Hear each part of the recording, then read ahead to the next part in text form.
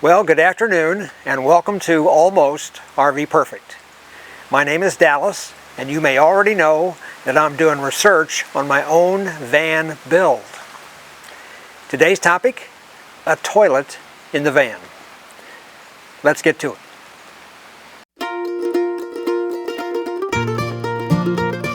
Hey YouTube, welcome to my channel. I named my channel Almost RV Perfect. And the reason for almost, well, I have the bug. I want to become part of the RV community. And I'm probably going to do my own build. But I keep hearing things like, if I had to do it over again, or I'm going to start with this and then change to that. Well, like I said, I want to do my own build, but I only want to do it one time. So I'm going to use this channel to do the research. It's going to work like this. I'm going to post a question. I'm going to ask for comment. I'm going to collect all the comments, put them in an organized method, and then do a follow-up video to share this information with everybody else. Now that's how it's going to work. So stand by for a question.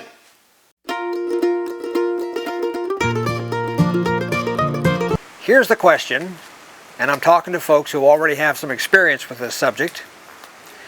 If you had to do it over again, what would you keep and what would you change about the toilet in your van?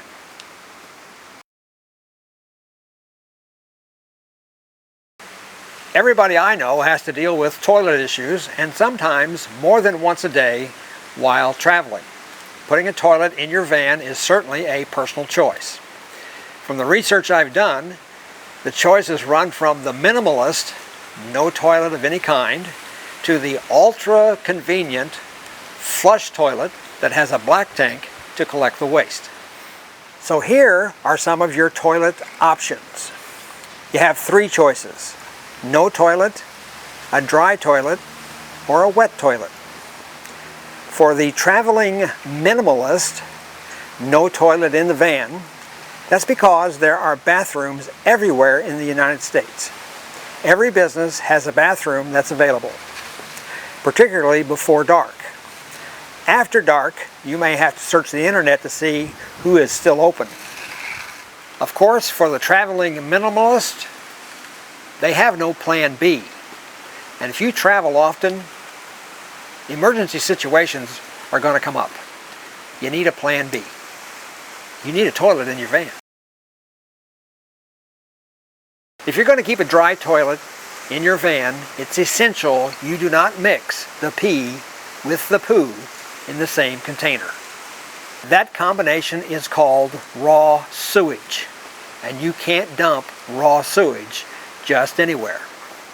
It's a biohazard. Some travelers who have a toilet installed in their van have a rule. No number 2, no poo in the van. Of course, that rule might get compromised when an emergency arises. A change in water, a change in diet, some bad food, stomach flu, all of those can create an unexpected event where the rule gets compromised. There's the bucket toilet approach, sometimes with a seat, sometimes without a seat.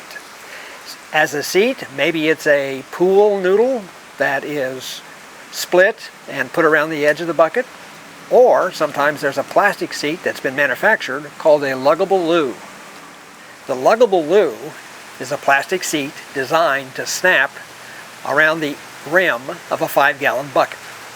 It's also recommended that the bucket be lined, double-lined with plastic bags for easy disposal. Again, very important, don't mix pee and poo in the same bucket. For those of you who think the bucket approach is icky, yucky, unhealthy, sick, even gross, well, you're just telling everybody you haven't been to Europe yet. That is a public toilet in walking distance of the Eiffel Tower in downtown Paris, France. You'll notice it's a 6-inch hole cut in a concrete slab. You'll notice there's a grab handle to help you keep your balance. You'll notice there's a green string, and that's where the toilet paper would go, should they provide it. But the good news is This is a single public loo with a door for privacy. Of course, should you travel to Italy and take the train from Naples south to the end of the line at Sorrento, beautiful Sorrento, you'll discover at that platform the WC, the water closet. Walk in there and you'll see 4 6-inch holes cut into the concrete, 4 feet apart. No partition, no grab handles, no toilet paper.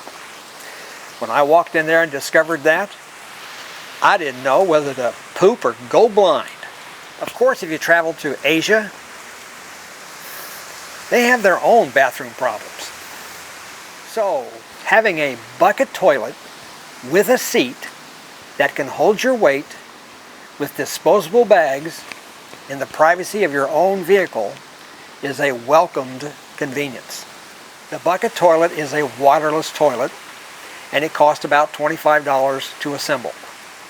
It's convenient, it's portable, it has plastic bags, and you can purchase it at almost any hardware or camping store.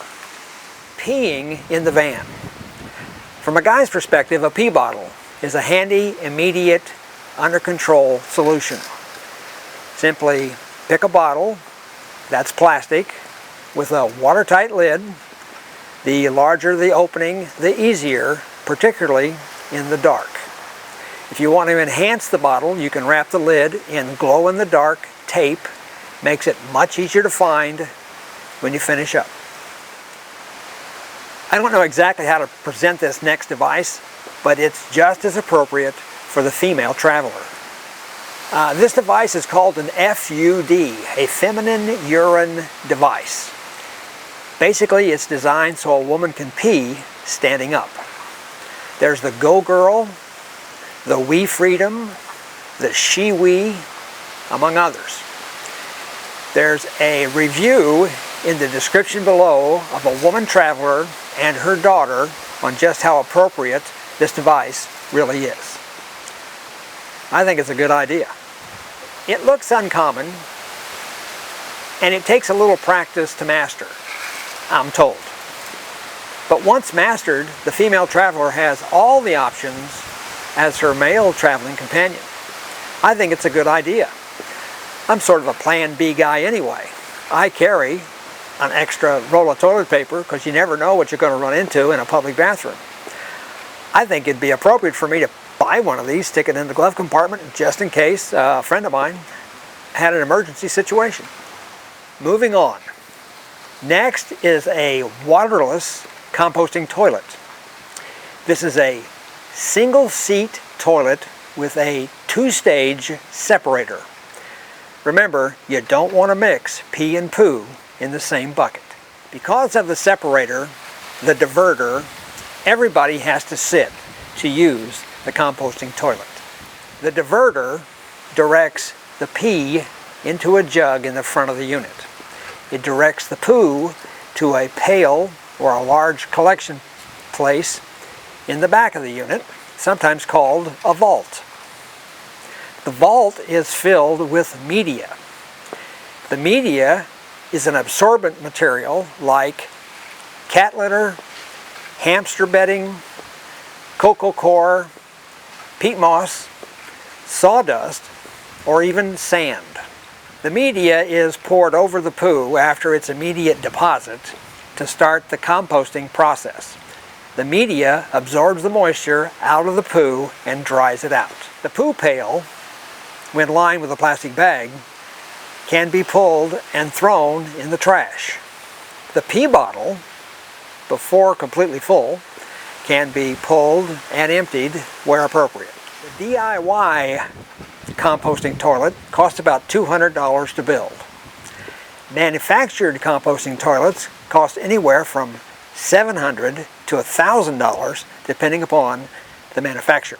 Some manufactured composting toilets have a 12-volt fan that's used to pull air across the media and vent it to the outside of the van. Manufactured composting toilets may also have a manual crank handle to rotate the media and the poo to promote faster composting. The composting issue seems to be separating the liquids from the solids. What do you do about the in-between? What I mean is, in the computer industry, there's hardware and software. The in-between is called firmware. So what do you do about diarrhea? Diarrhea goes with the poo. What do you do about monthly female flow? That goes with the poo. What do you do about vomiting? Vomiting does not go in a composting toilet. Vomiting needs to go into its own bucket, its own bag, its own barf bag. Toilet paper needs to go in the trash. It does not go in a composting toilet. As a solution, a step trash can will keep the toilet paper under control, out of sight, and out of mind. It can then be thrown in the trash when appropriate. Composting toilets are very popular in DIY van builds. They're convenient, easy to maintain, and small enough to hide away until they're needed. Moving on. Next, wet portable toilets. Portable toilets that need chemicals. These toilets use the standard household design for the seat, but they do combine pee and poo into the same tank in the bottom. They're a black tank. These toilets have their own water compartment for flush water. They have about a 2 or 3 gallon capacity, and when totally full, they weigh around 20 pounds. To find these toilets for sale on the internet, you could search portable toilet, or you could search cassette toilet. The difference is the cassette toilet will probably come with wheels, so you can pull the black tank to a dump station.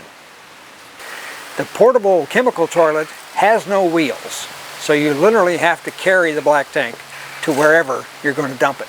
Either of these toilets can be dumped in a household toilet, a porta-john, or a designated dump station. As far as cost, the cassette toilet starts at about $200, and the portable chemical toilet starts at about $100, of course, with the cost of the chemicals. Either of these portable wet toilets can be dumped in a household toilet, a porta-john, or a designated dump station. They both need to be cleaned and sanitized before put back into service. So here's the question, and it's for folks with experience with this subject. If you had to do it again, what would you keep and what would you change about the toilet in your van? 4 things. Number 1, if you learned something while watching this video, click the like button. Number 2, subscribe. If you subscribe, and there's a little subscribe button right there under my chin, about right there, click that subscribe button. You'll see something called a bell notification. Click the bell and you'll be notified the next time I post a video. Number 3, share. If you know somebody who has an interest, not particularly in toilets, but has an interest in a van build, hit that share button. It'll bring up a social media platform that you already know. And number 4, comment. Leave a comment. That's for the research. I'll take the comments, I'll organize them, and I'll put them in a follow-up video. Again, this is Dallas, and I'll see you in the follow-up.